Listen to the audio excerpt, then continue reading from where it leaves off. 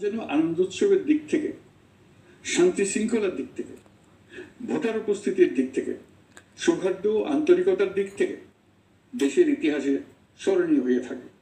সেই জন্য সকল আয়োজন সম্পন্ন করতে আগামীকাল থেকে আমরা সকলেই মানসিক প্রস্তুতি ও প্রাতিষ্ঠানিক আয়োজন শুরু করব। নির্বাচনে ভোটারদের সম্পর্কে দুই একটা কথা বলতে চাই। এবার আমরা প্রবাসী ভোটারদের ভোট দেওয়ার আয়োজন নিশ্চিত করতে চাই।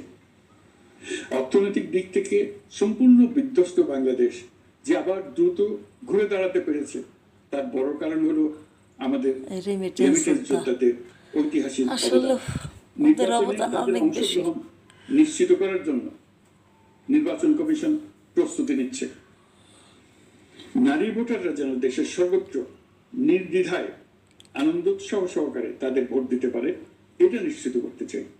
এবার যেন কেন্দ্রে কেন্দ্রে নারী ভোটারদের ঢল নামে, আমরা সেই লক্ষ্যে সমস্ত ব্যবস্থা গ্রহণ করব। দেশের মানুষের ভোটাধিকার কেড়ে নেবার কারণে গত 15 বছর ধরে নাগরিক বৃন্দ ভোট দিতে পারেনি। এবারের নির্বাচনে আমরা আমাদের বকেয়া আনন্দ সহ মহা আনন্দে ভোট দিতে চাই। এবারের নির্বাচনে জীবনে প্রথমবার ভোট দিতে যাবে এরকম ভোটাররা নানা উৎসবের মধ্য দিয়ে ভোট কেন্দ্রে যাবে, তাদের এই দিনটি স্মরণীয় করে রাখার জন্য। এর মধ্যে নতুন নারী ভোটার থাকবে, নতুন একবারে শান্তি লাগতেছে। এর মধ্যে এমন ভোটার থাকবে যারা 15 বছর আগে থেকেই ভোট দিতে পারতো, কিন্তু জীবনে একবারও ভোট দিতে পারেনি। তারা অনেকে মারা গেছে। এর মধ্যে আসবে যারা 10 বছর আগে, 5 বছর আগে ভোট দিতে পারতো কিন্তু পারেনি। আর আসবে ভাগ্যবান ও ভাগ্যবতীর দল, যারা এই প্রথমবার ভোটার হওয়ার যোগ্যতা লাভ করলো এবং সঙ্গে সঙ্গে ভোট দেওয়ার সুযোগও পেয়ে গেল। নির্বাচনের দিনকে আমরা ঈদের উৎসবের মতো করতে চাই।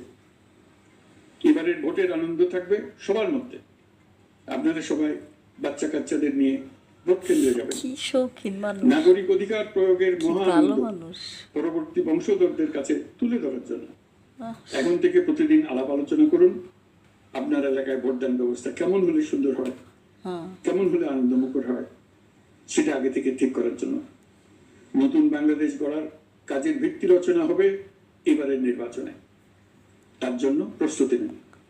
প্রিয় দেশবাসী, দেশের ইতিহাসে এখন পর্যন্ত যতগুলো বড় সংঘাত, সহিংসতার ঘটনা ঘটেছে, তার সবগুলোর নেপথ্য কারণ ছিল ত্রুটিপূর্ণ নির্বাচন।